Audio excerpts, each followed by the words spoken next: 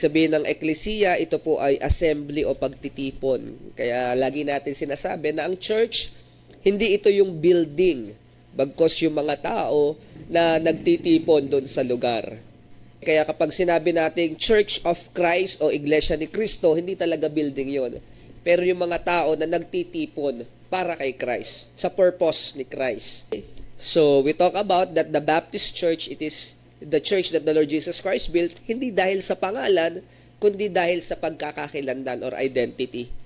In regards with our faith and practice. Yan. So, we talk about also the pastor last Sunday. Hindi ko na masyado palalimin pa dahil alam naman natin, nakikita naman natin what is the pastor is all about. We talk about the qualification, we talk about his duty, and also yung pastoral care kasi it's a double-edged sword, ika ka. Ngayon naman pag-usapan po natin yung another office sa church, no? Ano ba yan? Another office sa church na matatagpuan natin sa New Testament. Acts chapter 6, verse number 1 to 5. Acts chapter 6, verse 1 to verse number 5. Ito po sabi po ng Bible. In those days, when the number of the disciples was multiplied, there arose a murmuring of the Grecians against the Hebrews, because their widows were neglected in daily ministration. So there is a physical problem. There is a physical problem. Hindi siya spiritual problem, it's a physical problem. Nagkakaroon daw ng girian, murmuring, yung mga Grecians and the Hebrew ladies. Then the 12 called the multitudes, the 12 apostles, and the 12 called the multitudes of the disciples unto them and said, it is that reason that we should leave the word of God and serve the tables. So para daw yung mga apostles, makapag-focus sila sa word of God because that is the main thing of the church. Kinakailangan may mag-asikaso doon sa mga physical na bagay. Yung tinutukoy na physical na bagay, yung murmuring between the Grecians and the Hebrew widows. So sabi nila rito, it is not the reason that we should leave the word of God and serve tables. Hindi naman pwedeng pabayaan namin ang pag-aaral ng salita ng Diyos, ang pangangaral, tapos asikasuhin namin yan.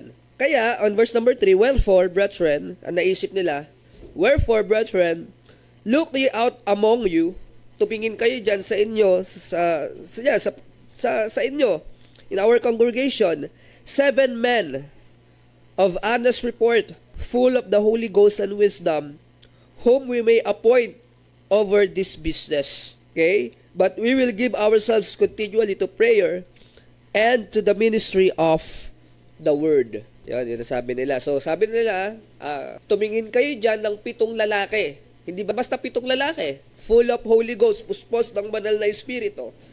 And ng wisdom, may kapantasan. Honest report, maganda yung kanilang patotoo. Ang sa ganun daw, makapagpatuloy yung mga apostles sa pananalangin at pag-aaral ng salita ng Diyos because that is the main thing of the church. And then in verse number 5, and the saying pleased the whole multitudes, and they chose Stephen, a man full of faith and of Holy Ghost, and Philip, and Prochorus, Nicanor, Simon, and Parmenas, and Nicholas, a proselyte of Antioch. Verse number 6, whom they set before the apostles, and when they had prayed, they laid their hands on them. And look at this on verse number 7. And the word of God increased, and the number of the disciples multiplied in Jerusalem greatly, and a great company of the priests were obedient of the faith. So even the apostles attest. Kahit yung mga apostles, and imagine, 12 na sila. 12 na sila. And even the apostles attest that pastoring a church is not easy. Hindi siya madali. It's difficult. Okay? And that is why we need every help that we can get. Kinakailangan natin ng tulong talaga. Okay? And that is the purpose of the deacons. As we saw in our last chapter, the responsibility will primarily be accomplished through preaching God's word. There are so many day-to-day tasks that must be taken care in the ministry that if the pastor had no help, he would neglect his greatest duty and making sure he is spiritually prepared to preach through study, prayer, and time alone with God. Okay? So for this reason, dahil daw doon, kasi kinakailangan mag-focus ng pastor sa Word of God, pananalangin, and alone time with God so he can feed the people. Okay? Because that is the duty of the pastor, to feed the flock. Okay? Feed the flock. That is the duty of the pastor. And what is the primary food of the flock? The Word of God. Okay? That is the primary food of the flock. The Word of God. So for this reason, the pastor need to focus on the Word of God so he can feed the people. Pero alam din natin na sa church, hindi lang preaching, umiikot ang gawain. Tama? Hindi lang preaching. May mga physical na bagay na kinakailangan ma-accomplish. May mga physical things na kinakailangan ma-accomplish. So, dahil sa ganung reason, the early church nag-appoint ang mga apostles ng 7 men. 7 men now to accomplish those things. For this reason, the early church leaders appointed godly men from out of the congregation to help them to daily administration of the church affairs. Kasi nga, marami ang kinakailangan ma-accomplish sa church. May mga physical things. Siyempre, may mga pagluluto. Tama? May mga building administration. Kaya there are a lot of things. May scheduling. Kaya may music. There are a lot of things na kinakailangan maasikaso sa church. And then the pastor cannot do it alone. No? So that is the reason bakit nag-appoint ng 7 men, okay, to help the apostle sa administration ng church. So that what? Can focus on the Word of God.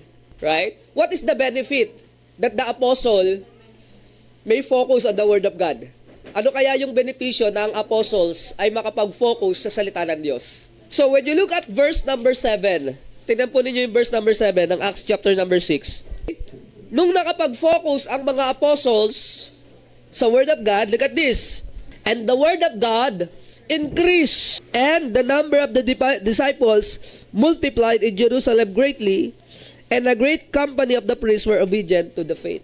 So may kinalaman directly kasi nga mas nakapag-focus yung pastor sa Word of God, kaya yung mga apostles sa Word of God, the Word of God increased. Mas marami ang nakarinig ng Word of God. Kasi dati asikasuhin pa nila yung murmuring ng Grecian sa Hebrew widows.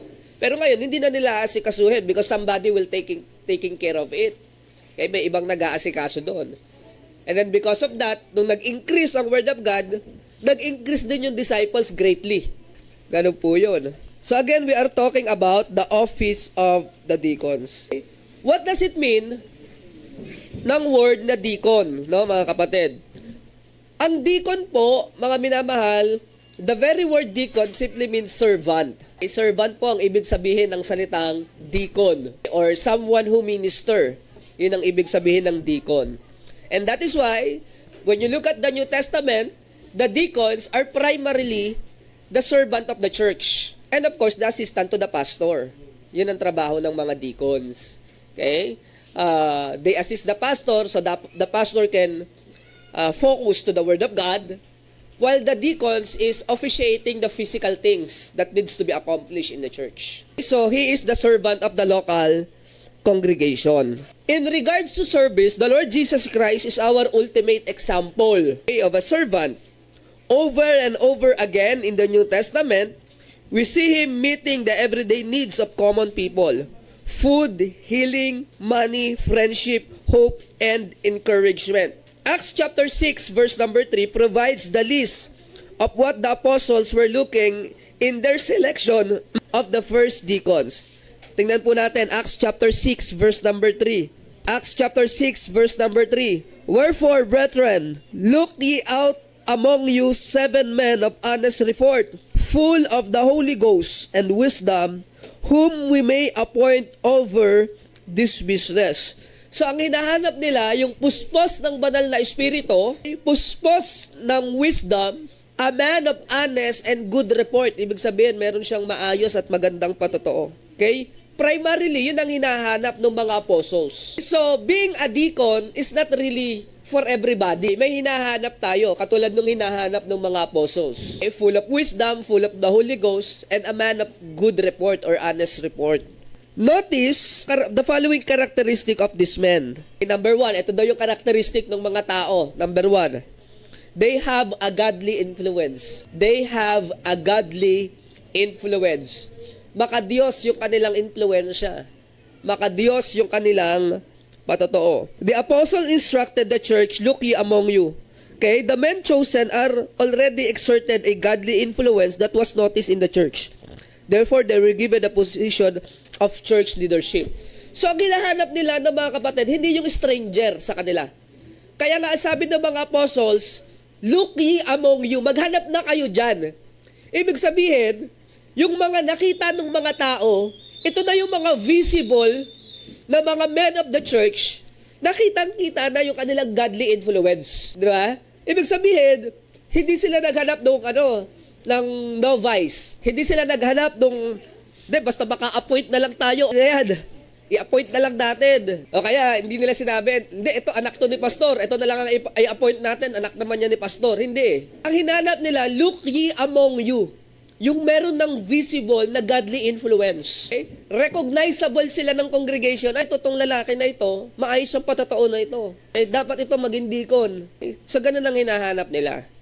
Hindi sila naglagay ng basta may position, basta may pangalan, basta doktor, di ba? Basta may magarang kotse. Hindi yon. Primarily, ang hinanap nila, meron ng godly influence. Kitang-kita na yung godly influence ng tao. Okay? Evident yung godly influence. Okay? Number 2, they have godly relationship. Okay? The words among you, note their ability to relate and get along with others. In addition to the right vertical relationship with the Lord, they have a proper horizontal relationship with church family. Ibig sabihin, gusto rin sila ng church. Gusto rin sila. Kaya nga, hinayaan na ng mga apostles na, look ye among you, kayo na mamili. So they have a good relationship to the Lord, that is the vertical relationship, and they have also a good relationship with the people. Bakit kaya mahalaga na merong magandang relasyon sa mga tao yung i-appoint natin na deacon? Why is that important? Because the deacons is the servant of the church. Kung hindi magandang relationship niya sa church, anong ma-accomplish niya? Tama? Paano siya pagkakatiwalaan ng mga members? Paano siya pagkakatiwalaan ng church kung hindi maayos yung relationship niya sa church? Okay, so they have a godly relationship. And when you look at 1 Timothy chapter 3, may qualification doon ng deacons sa 1 Timothy chapter 3. Halos kapareho na rin ang qualification ng pastor. Mas lamang pa nga eh. Mas lamang pa actually yung qualification of deacons. Sa 1 Timothy chapter 3, later on babasahin po natin. They have godly relationship. Number 3, they had a godly reputation. They had a godly reputation. These men of honest report, they were men of integrity, honor, men whom the church could trust. Okay, they have a godly reputation. Pinagtitiwalaan sila ng church, maayos yung kanilang patotoo. Okay? Kasi ang inilalagay natin, church leader. Tama? Church leader kasi ang inilalagay natin eh. Maglagay ka dyan ng pasaway, kawawa ang church. Maglagay ka dyan ng novice. Pag sinabi mong novice, bagong ligtas pa lang, bagong convert. For example, si Yuan, nilagay natin deacon, hindi pwede. Kasi bago pa lang siya eh. Kinakailangan yung meron siyang na-build up na mabuting patotoo. O kaya naman, meron tayong member, halimbawa si CJ. Halimbawa lang, pasaway talaga siya. Nakilala natin, talagang pasaway to, tapos lalagay lang natin deacon, kawawa ang church kapag gano'n. Diba? Kahit na meron siyang, kahit na mayaman siya, may kotse, o kaya kahit anak ko si CJ, ilalagay na lang natin deacon niya kasi anak naman ni pastor yan. Mali yun. Ang hinahanap kasi yung requirement ng salita ng Panginoon. They have a godly reputation. Number 4, they were full of wisdom. May talino talaga na nanggagaling sa salita ng Diyos. Maglagay ka ng immature dyan, kawawa ang church. Kasi tinan mo yung pinag-uusapan sa Acts chapter 6. Meron daw girian, yung Grecian widow sa Hebrew widow. May girian yung mga ladies. Away. O maglagay ka ng isa pang immature dyan, tapos yan. Diba? Ano yan? Time bomb yan. Diba? Yun ang problema sa Acts chapter 6. May girian yung mga ladies. Hindi ko sinasabi na may girian yung mga ladies natin. Sa Acts chapter 6. May ano sila? May away. May away sila. Oo. May ganunan sila. Diba? May girian. Kung maglagay ka ng immature dyan, paano niya ma-advisean? Paano niya ma-counsel? Yung mga nag-aaway. Kailangan may wisdom, may talino na nanggagaling sa salita ng Diyos. Hindi lang basta matalino as a person. Yung talagang punong-puno ng katalinuhan galing sa salita ng Diyos. Full of wisdom. Number 5, they had the servant's heart. Okay, may pusong paglilingkod. Servant's heart. They had the servant's heart. Okay? The initial job given these men was to serve the church widows. This was not glamorous job. Okay? Yet, these men were chosen because of their willingness to serve. So, yung initial na trabaho daw nila, mag-asikaso ng mga widows. Hindi office job yon. Hindi katulad ng mga ano natin ngayon. Hindi katulad ng mga, sa mga churches, di ba, meron mga tinatawag na board members. Di ba, may mga tinatawag na board of deacons. Sa ibang mga churches na mga kapatid, takot sila maglagay ng deacons. Ang tawag nga nila sa deacons, board of demons eh.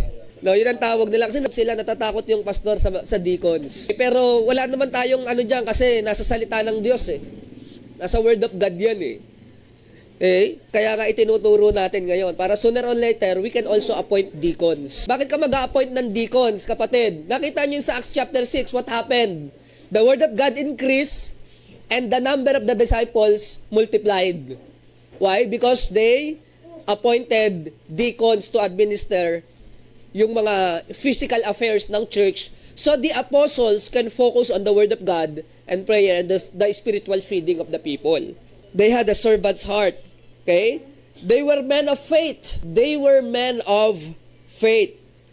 Because of the pastor, because the pastor is the overseer of the church, the men who serve with him must have faith to follow. Some Christians seems to have mindset that qualification of a deacon is to stand up to the pastor. Okay? Hindi ganun yon. No, mga kapatid. Okay? The job of the deacon is to complement the pastor. So, that's why, yun yung sinasabi natin, the Bible is a two-edged sword. Dapat, kung yung deacons ay man of faith, man of integrity, dapat yung pastor ganun din. Kasi ang trabaho ng deacon is to support the pastor. Yun ang trabaho ng deacon. Hindi trabaho ng deacon na kalabanin yung pastor. Hindi naman dapat ganun kasi dapat ang dalawang office is complementary. Dapat complementary rather than competition. Hindi siya competition, but rather a complementary. Okay? They were man of faith. Yan.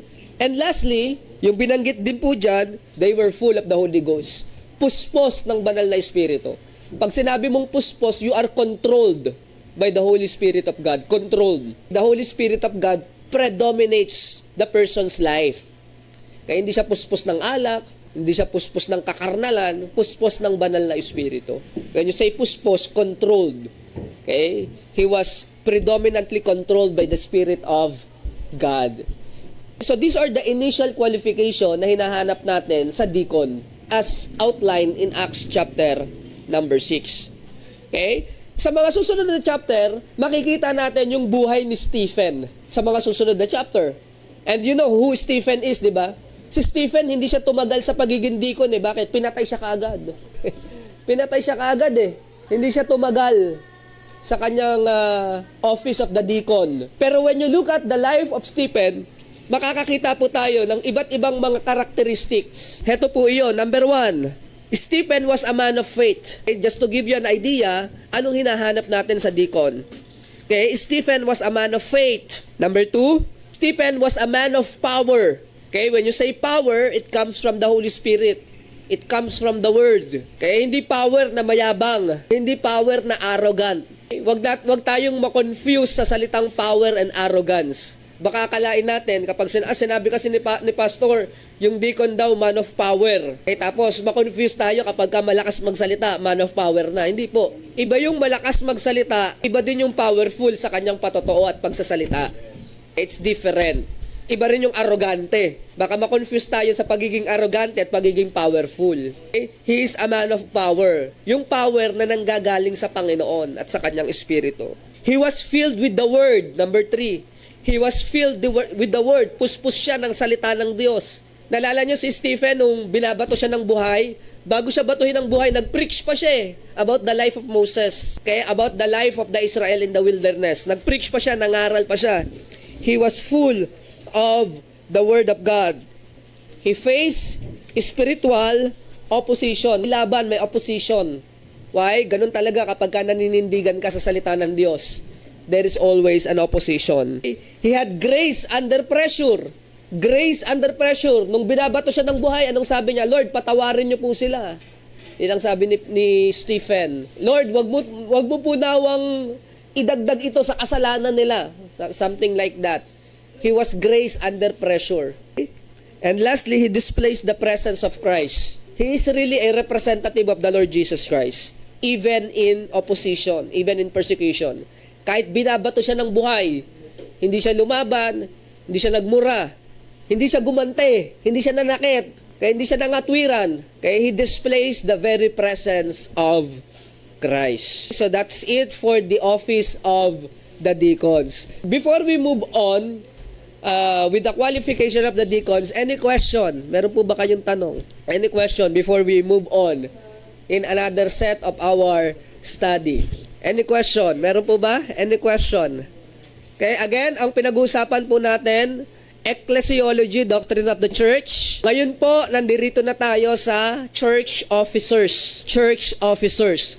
Last Sunday, we talked about the pastor, and this time, we are talking about the deacons. Any question? Pastor, may deacon na ba tayo? Wala pa. Officially, wala pa. Pero yung mga men natin, nagfa-function as deacon of the church. Yung mga men, nagfa-function as deacon. They are helping the pastor. Although, wala pa tayong official na deacon. And that is why, kaya ko nga ito inaaral ngayon. Right? Because sooner or later, mag-a-appoint talaga tayo ng deacon. Bakit? Kasi biblical yan eh. Pastor, bakit hindi kaagad? Sa Acts chapter 6, hindi rin naman sila kaagad nag-appoint ng deacon eh. Hindi rin kaagad. Diba? Talagang lumago muna yung ministry bago sila nag-appoint. Pero nasa Bible din talaga ang pagkakaroon ng deacons. So any question before we move on with the qualification of the deacons? Yung, diba, bukod sa 12 disciples, diba may 12 disciples na dyan? Diba kung may 12 disciples na dyan, yung 7 na hinanap pa dyan, is sila ba yung naging parang marshal, nakatulong ng 12 disciples? Para maging maayos yung church? So yung, actually, hindi na sila 12 disciples, 12 apostles na sila. The 12 apostles. Okay? And yes, yung deacon, isa sa function niya is to administer the physical wellness of the church. The physical wellness. Kaya sa mga churches, meron silang deacon for Sunday school. So, sa isang department. Kumbaga, sa ibang mga churches, ang ginagawa nila, yung mga deacons ang nag-a-administer sa mga department ng church. For example, for Sunday school department, meron kang deacon dyan. For building administration, meron kang deacon dyan. For music ministry, meron kang deacon dyan. For house visitation, meron kang deacon dyan. And part nung, sa program, meron kang deacon. And part ng program is the ushering ministry. So may mga, ganun sa mga churches. Because ang inaasikaso ng mga deacons is the physical things of the church. The physical things. Okay? The deacon serve as an assistant of the pastor and also the servant of the church. Yun ang purpose talaga ng deacons. Yun ang function ng deacons. So yes, kasama yon sa duty ng deacons. But it's, ano pa yon? Ililay down naman yon later on. Kapag kasi nag-appoint tayo ng deacon, ilalagay natin yung mga job description. So, alam ng deacon yung scope ng ginagawa niya. Something like that. Okay? Any question? Meron pa? Any question? Before we move on with the qualification of the deacons. So, kung wala po, open your Bible in the book of 1 Timothy chapter 3. 1 Timothy chapter 3, verse number 8. 1 Timothy chapter 3, verse number 8. Ito po sabi po ng Bible, likewise, must the deacons be grave, not double-tongued, not given to much wine, not greedy of filthy lucre, holding the mystery of faith in pure conscience, and let this also first be proved, then let them use the office of a deacon, being found blameless. Even so must their wives be grave, not slanderers, sober, faithful in all things. Let the deacons be husbands of one wife, ruling their children and their own house well.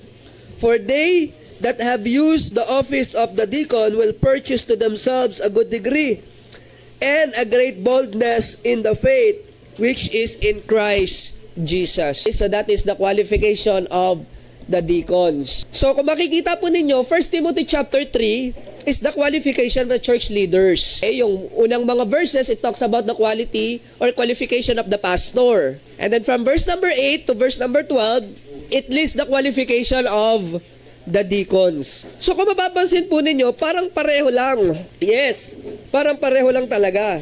So look at this.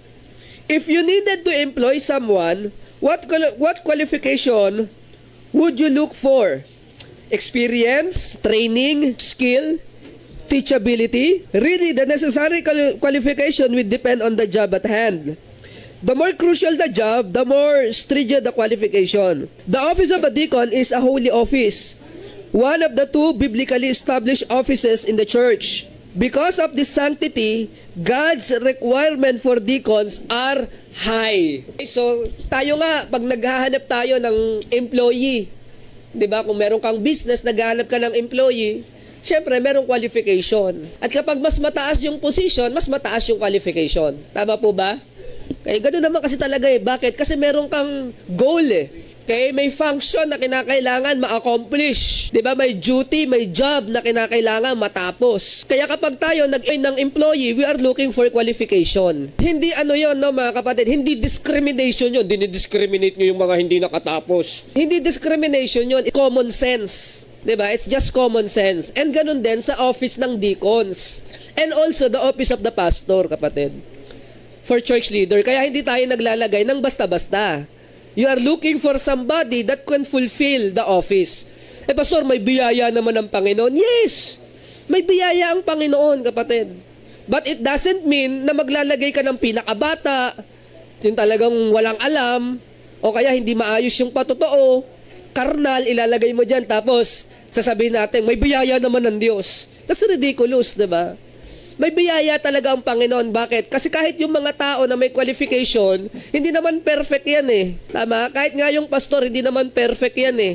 Pero maglagay ka ng pastor na immature, walang alam sa Word of God, kawawa ang church. Tapos idadahilan mo, may biyaya naman ng Diyos. Mali yun kapag gano'n. Ganon din sa deacons. So naghahanap ang Bible, again, Bible, ang nagre-require, ang naghahanap ng ganitong klaseng qualification. Ano-ano daw po yun, no, mga kapatid? So God's qualification for deacons includes the following. Number 1, grave. Hindi gravy. This describes a man who understands the seriousness of his ministry and give reverence to spiritual ministry. Grave men can also be joyful men, but they will not be characterized by flippant or silly attitude. Pag sinabi mong grave men, malalim, kapatid. Malalim. Yun yung grave men. Malalim. Alam niya yung bigat ng kanyang opisina. Hindi siya naglalaro, kapatid. Of course, hindi tayo pinagbabawalang maging masaya sa ministry. Pero ang ibig sabihin ng ministry, kapatid, o ng grave, malalim ka na individual, nauunawaan mo yung bigat ng ministeryo. Yun ang grave, kapatid. Kaya hindi tayo naglalagay ng novice. Pag sinabi mong novice, new convert. Hindi ka rin pwedeng maglagay ng carnal. 'Di ba? Bakit? Paglalaruan nun yung ministry, kawawa naman. Kawawa ang mga tao ng Diyos. Kawawa ang church. Grave. Okay? Naiintindihan niya yung bigat ng gawain ng Diyos. Number 2, not double tongue. A double tongue is one of deceit and hypocrisy. Rather than highly esteeming truth, it speaks that which is convenient to a given setting. A deacon must be a man of his word, a man who can be trusted with confidential information.